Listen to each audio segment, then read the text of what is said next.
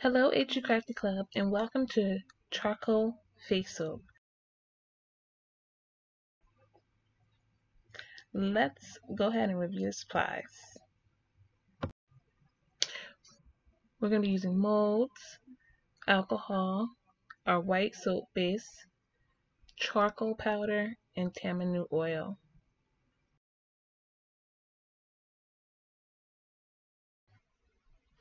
So the first thing that we want to do is we want to mix our Tamanu oil and our activated charcoal, and if you are using it, the essential oils, you want to add this all into a small container and stir.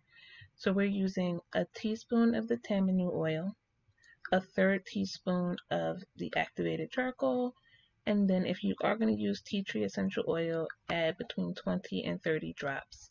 And then go ahead and gently stir this all together and put it to the side. Next step is to melt your soap base. We're going to melt 7.5 pieces, aka 6 ounces. Okay, so now that our soap is melted, all we're going to do is carefully add in the oil and charcoal mixture to the soap, and we're going to stir it gently.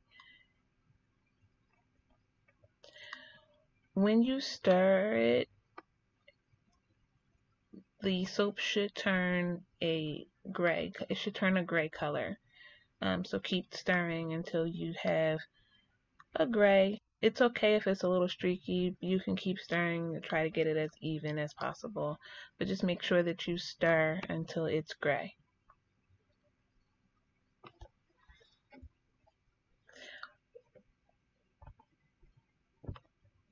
Once you feel good about the color, you can go ahead and pour it into the molds, and just make sure that you spritz it with the alcohol afterwards to get rid of any bubbles.